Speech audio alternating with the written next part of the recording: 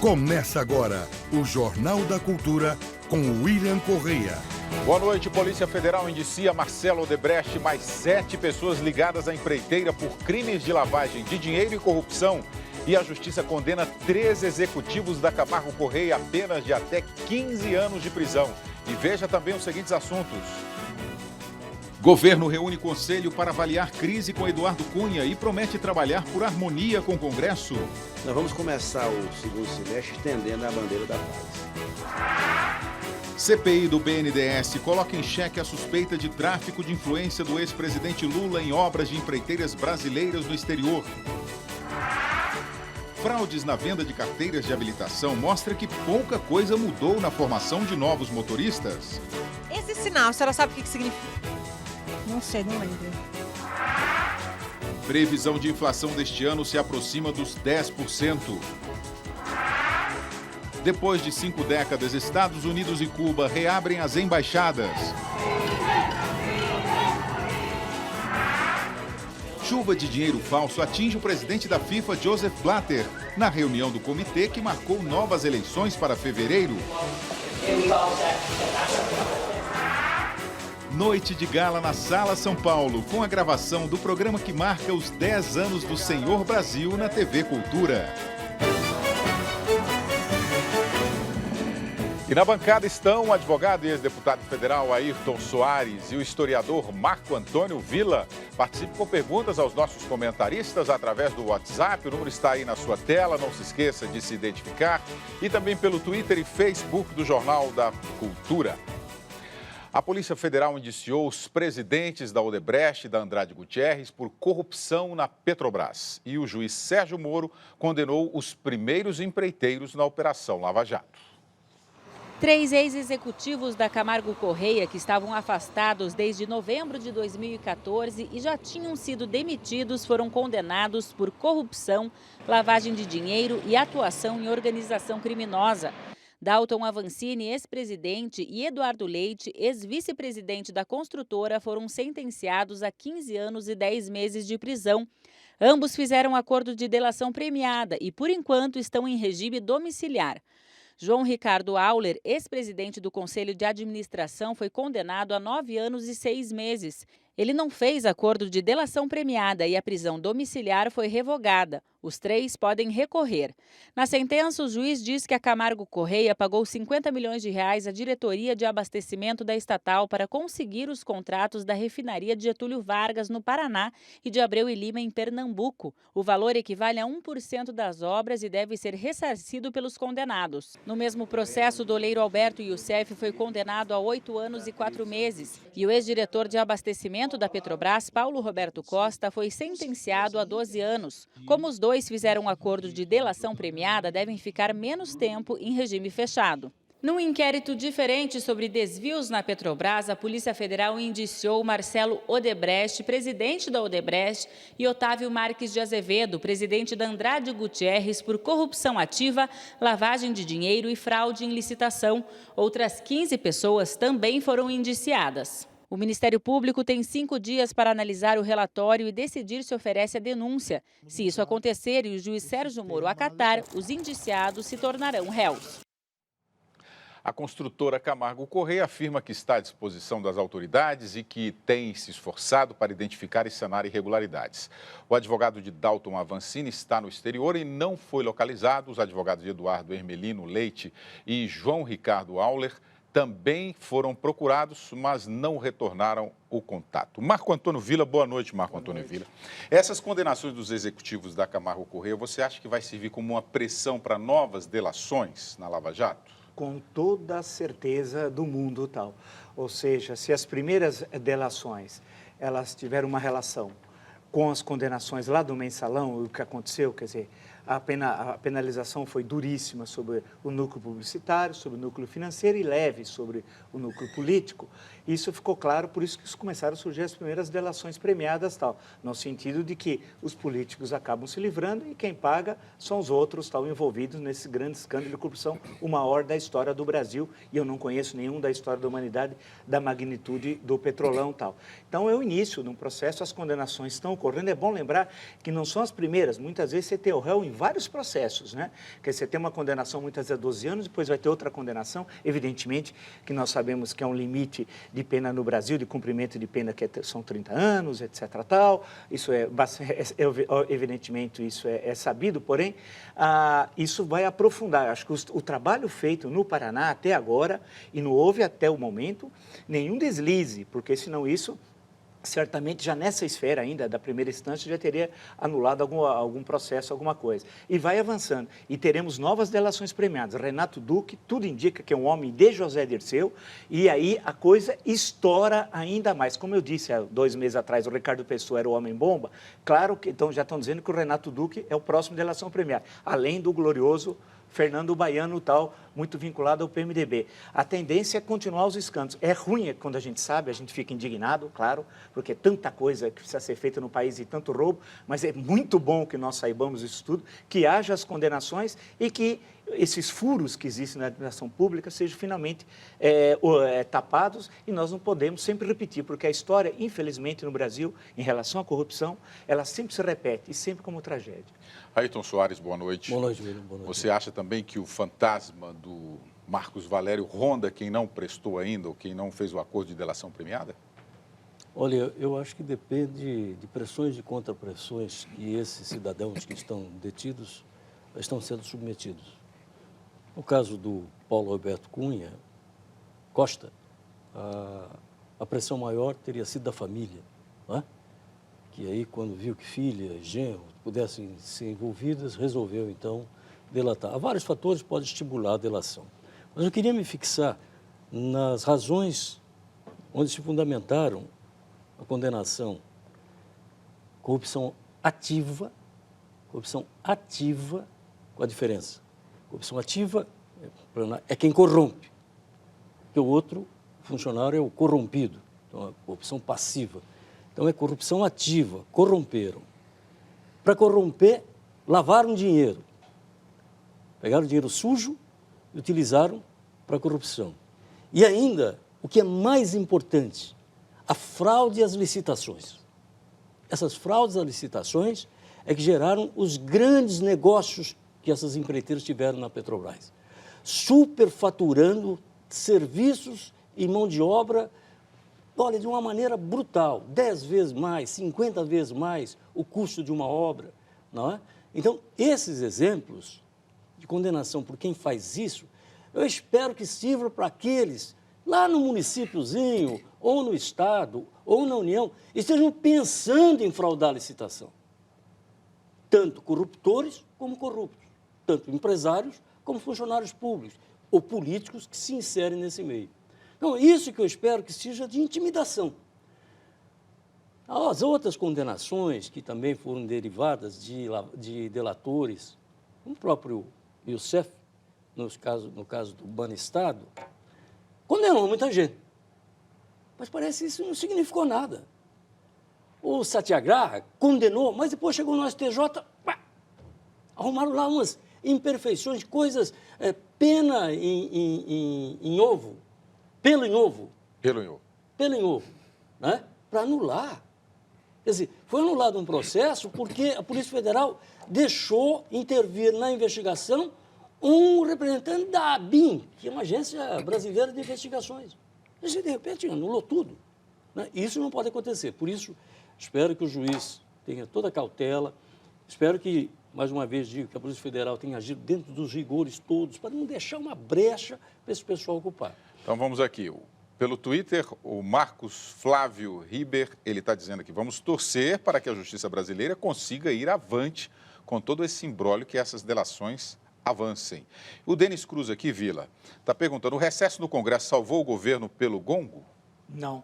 Nós vamos falar sobre esse assunto mais à frente, mas só dar uma posição para... Não salvou, a crise política continua e se intensifica, independente do recesso legislativo. A CPI, que vai investigar o BNDES, colocou mais uma questão em debate, a suspeita de tráfico de influência internacional do ex-presidente Lula em favor da construtora Odebrecht, uma das empresas com maior linha de crédito no banco. Ao se declarar oposição ao governo, o presidente da Câmara, Eduardo Cunha, aprovou a instalação de uma CPI sobre o BNDES, que, pressionado por mais transparência, tornou públicos os contratos de exportação de serviços de engenharia feitos nos últimos 8 anos e meio. O Banco Nacional de Desenvolvimento Econômico e Social liberou, entre 2007 e junho de 2015, 12 bilhões de dólares em financiamentos para obras em 10 países no exterior, como Angola, República Dominicana, Argentina, Venezuela e Cuba. No caso do Porto de Mariel, em Cuba, o BNDES emprestou 847 milhões de dólares ao país, com taxas de 4,4% a 7,02%. Quase 100% do dinheiro emprestado sai do Tesouro Nacional, que capta esses recursos no mercado a juros bem maiores. Os recursos do BNDES são recursos que nós pagamos os impostos. Vem do nosso bolso. Então, nós temos o direito de saber para onde e qual a remuneração que esses empréstimos recebem. Mesmo após deixar o governo, o ex-presidente Lula teria intermediado contratos da empreiteira Odebrecht fora do Brasil. Lula é investigado pela Procuradoria-Geral da República do Distrito Federal por suposto crime de tráfico de influência em transação comercial internacional. A investigação trata da atuação do ex-presidente junto a políticos latino-americanos com o propósito de viabilizar contratos com governos estrangeiros, favorecendo a construtora Odebrecht. A pena prevista em caso de condenação vai de 2 a 5 anos de prisão. Com base em telegramas trocados por diplomatas do Itamaraty, o jornal O Globo cita 3 encontros de Lula com representantes da Odebrecht em Cuba a partir de 2011. Para o economista, enquanto a justiça apura os fatos, a credibilidade das instituições fica comprometida e afasta os investidores. Isso pode reduzir os investimentos dos empresários e do setor público, tá, em novas plantas industriais.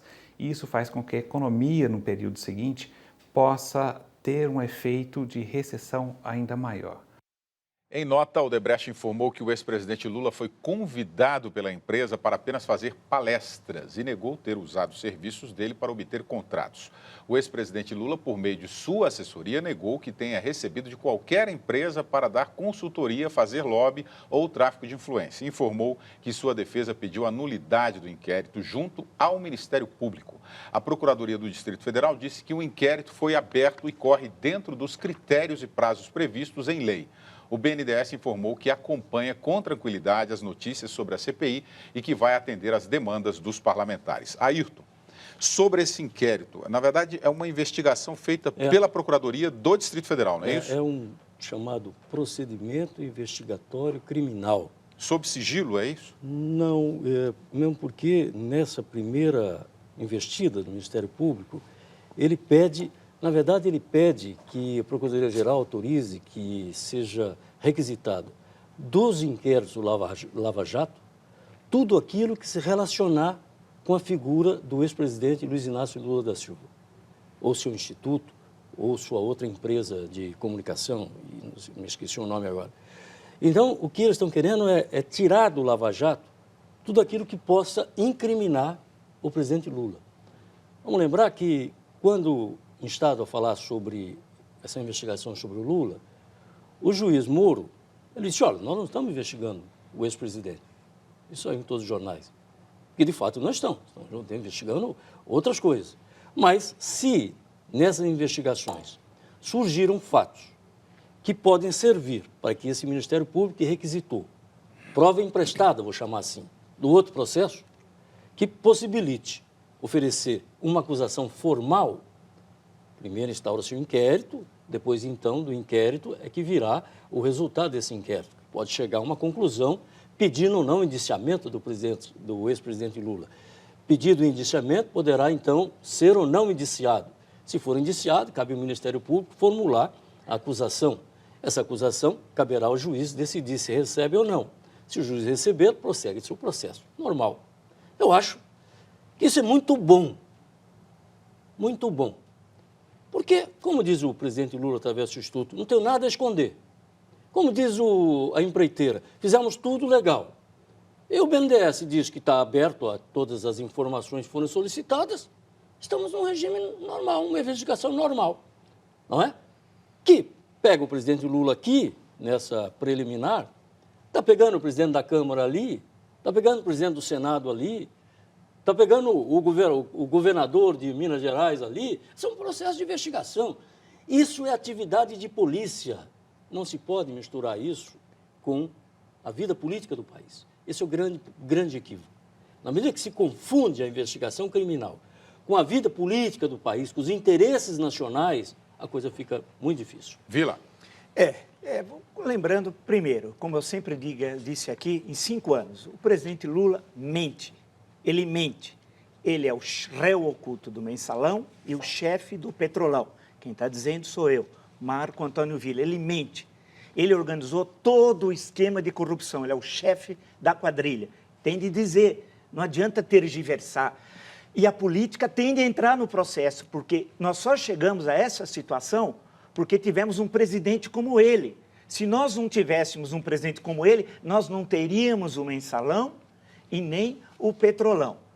Essa é a primeira questão. Segunda, ele está sendo finalmente investigado. Puxa vida, Lula. Você aí em São Bernardo, se estiver nos assistindo, na Avenida Prestes Maia, aí no seu duplex, finalmente a justiça vai se debruçar sobre crimes cometidos por Luiz Inácio Lula da Silva. Quem está dizendo isso sou eu, não é TV Cultura nem ninguém. Isso é importante, porque ele está sendo acusado por tráfico de influência e transação comercial internacional. E fez tráfico de influência, sim, em Portugal, fez em Cuba, as palestras não existiram, todos os atos, e favoreceu o sobrinho. Eu quero saber do sobrinho dele, que se enriqueceu em Angola, eu quero saber de familiares, parentes, e tenho direito como cidadão que tem as mãos limpas, que ele não tem. O BNDES, caso a CPI se constitua, William, é o super petrolão. É o super petrolão. 500 bilhões foram captados pelo Tesouro no mercado, a juros de mercado, colocados no BNDES para entregar a bandidos. A maior parte foi bandidos. Não é empresário, não é pessoa que quer trabalhar ali na luta, não. Para esses, não. Foi para corruptos. Imagine, metade desses 500 bilhões se fosse investido em saúde, educação, transporte, segurança pública. Por isso que precisam politizar o processo. Tem de politizar, sim. Porque imagine esse dinheiro investido aqui dentro, no que nós precisamos. Por que os quadrilheiros não fizeram isso? Portanto, finalmente, eu espero, como cidadão brasileiro, no pleno gozo dos meus direitos políticos, civis, etc., que a investigação sobre o ex-presidente, que não tem foro privilegiado, vale lembrar, não tem, ele é igualzinho a gente, ele seja finalmente investigado. E eu quero que se abra um processo. Eu quero não, acho que o povo brasileiro, as pessoas decentes querem isso. William, eu só queria fazer uma falar depois, então, obviamente, com todo o direito de... Não pode politizar processo. Processo judicial tem que ficar circunscrito à prova dos autos. Este é o império da lei, da ordem. Politizar processo é dar interpretação à prova de uma maneira política, para beneficiar esse ou aquele. Por isso, acho um equívoco quando se pretende que seja politizado um processo. Não pode. O processo tem que ser com base no rigor da lei. O delegado cumpre o seu papel, o promotor cumpre o seu papel, o juiz cumpre o seu papel. Não tem que haver interferência política nisso. Não pode politizar processo nenhum, Vila. Porque senão nós acabamos com a justiça. Vira o império de quem tem mais poder político para condenar ou não. Veja o que faz o Eduardo Cunha. Para fugir das acusações, ele investe contra todas as instituições, contra o governo federal, contra a Procuradoria, contra o juiz Moro. Quer dizer, ele está querendo politizar o processo a seu favor, dizendo que é perseguido. Não é? Então, eu acho um equívoco, Vila, desculpe. É claro, então eu respondendo, aproveitando, respondendo, se é coisa política no Brasil, é a justiça. Quer processo politizado? Mensalão. Não teve politização no Mensalão? Puxaram o tapete da primeira fase do Mensalão das condenações para libertar alguém que vai logo para Curitiba. José Dirceu. Pressão, pressão. Juízes para o Supremo Tribunal são nomeados pressionados pelo poder político, sim. A justiça só vai ser justiça no Brasil quando ela estiver distante da política. Mas esse é um processo. O projeto criminoso de poder, expressão que não é minha, Celso de Mello, dito lá, os marginais dos poderes, expressão dele. Esses que fizeram tudo isso, quando nós nos livrarmos democraticamente pela Constituição, pela lei desses criminosos, aí poderemos construir finalmente um Estado democrático de direito, em que as coisas estejam separadas. Política não se misture com justiça. Alberto Araújo aqui pelo Twitter. Os brasileiros estão cansados da roubalheira, não importa o partido político, chega de roubar nossos impostos. Tem uma pergunta aqui do Diogo Moba, Ayrton, só para a gente concluir esse assunto. Qual o problema do presidente fazer lobby por uma empresa brasileira no exterior? Se ele fosse como presidente, ele poderia fazer o papel de ir lá angariar investimentos. Trazer negócio. Mas como ex-presidente, aí há uma dúvida se ele tem relacionamento com o presidente do BNDES, aquela... Não, o que o Viro acabou de dizer que ele é um cidadão comum, está submetido à legislação como cidadão comum. Então, ele é um cidadão comum, deixou de ser presidente e se colocou numa gestão de participar de, dizem eles, iniciativas dessas empresas no exterior, onde ele era levado para fazer conferências, para atrair governantes, essa coisa toda. Eu lembro que, o mais recente caso, Bill Clinton foi acusado no Congresso americano de estar fazendo lobby para a empresa americana no exterior. Se, para levar os interesses de uma empresa nacional, não se comete nenhum crime, é perfeitamente lícito, é um intermediário de negócio. Mas se, para levar esses interesses, se comete algum crime, agora, o crime teria sido praticado lá ou teria havido uma influência aqui no BNDES? Essa questão que só mesmo... Agora, o BNDES tem que abrir mesmo todas as informações. Devia ser publicado diariamente todos os negócios que o BNDES faz. A internet está aí para isso. Não há por que esconder. Eu acho que essa lei que exige a revelação dessas informações foi uma lei muito bem aprovada. Estamos vendo aí o que faz um, o que faz outro, né? Vamos esperar que isso seja um alcance maior. A seguir, depois do embate, governo e até o presidente da Câmara dos Deputados falam em bandeira da paz. E um protesto faz chover dinheiro falso na cabeça do presidente da FIFA, Joseph Blatter.